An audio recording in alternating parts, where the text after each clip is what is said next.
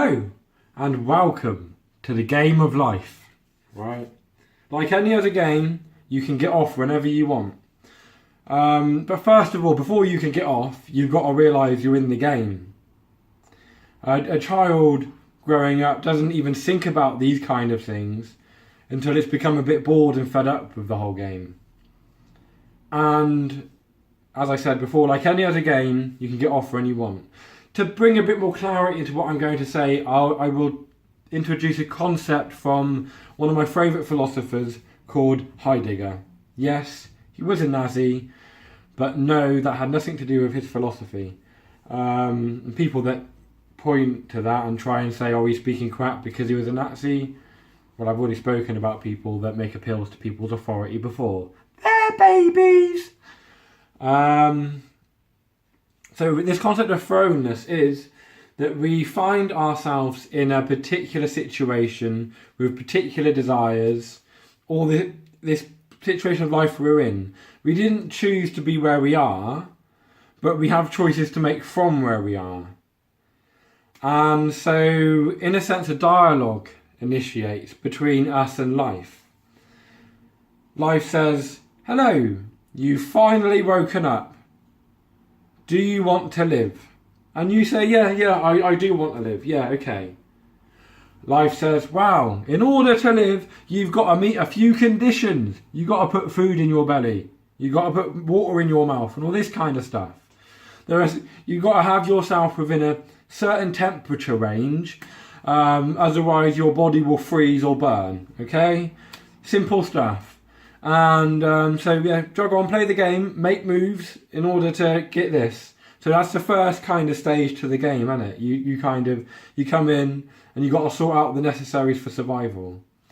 And then you sort them out right, and this is the problem we're in the West here. The majority of us have got our basic living standards sorted. But what do we do with that?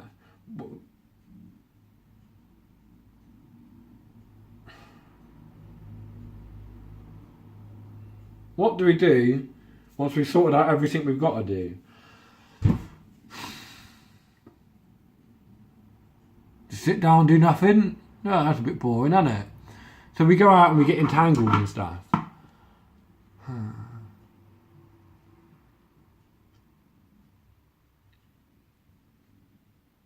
I don't have the energy today. I did make a video about this already.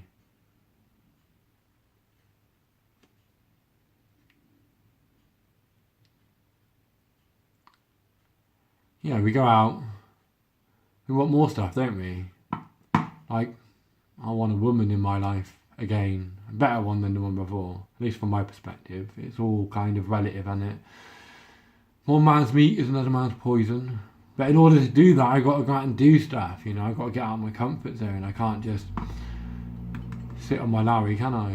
It don't work like that. Which is partly why I'm making these videos.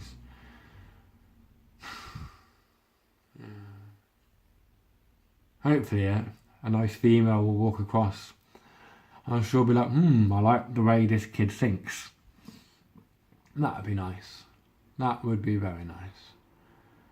And then just talk to her and have chats and stuff like that. Yeah. You know, slowly unfold ourselves to each other. Where each person's in that same predicament. Oh, does she like me? Yeah. I mean, the moves I'm making in the game, I'm just trying to be me as much as possible. I mean, yeah, you can bring all this metaphysical stuff in, like, I'm just a mask for what is and all this kind of stuff. And that what is just a word we use to point to something we don't know, we can't see. All I know is that stuff's happening.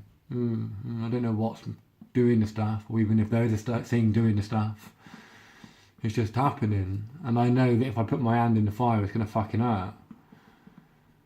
I also know there's a massive, right, huge element of risk and chance to the whole game. That no matter how good the instructions are that you're following, and no matter how well you follow those instructions, fuck-ups occur.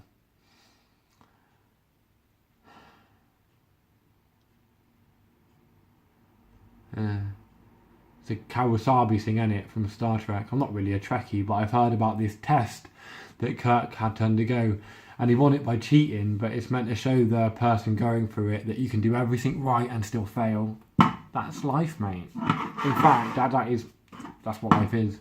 You really try to live forever. You can have all these healthy food diets. You can read all the manuals on how not to have cancer you want, and in the end, you're still going to pop your clogs. It's what's going to happen. It's what's happened to everybody else. So we got a pretty sure bet that that's going to occur.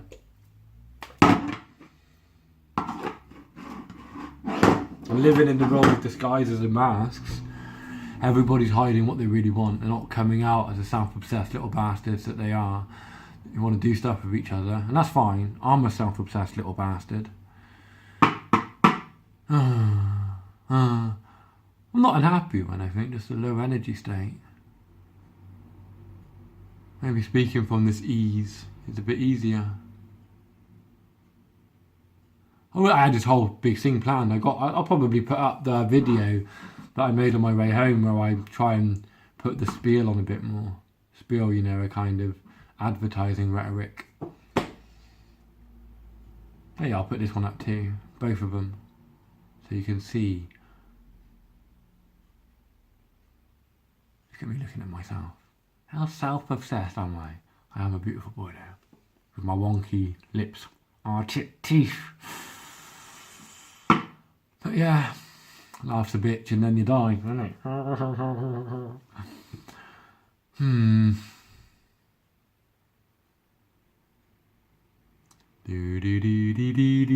Keep on my eyes now, I'm behind the stop button, but if I go over there, I'm not.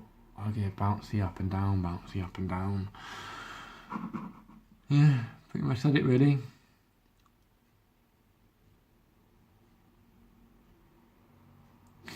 All moves in the game of life are viable.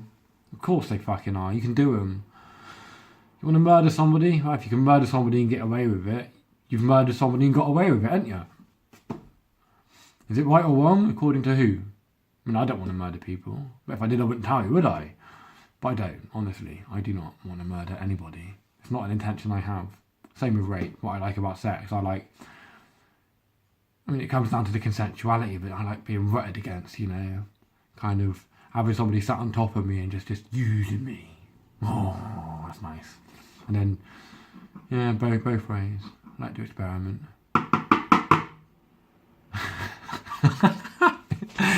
Goodbye.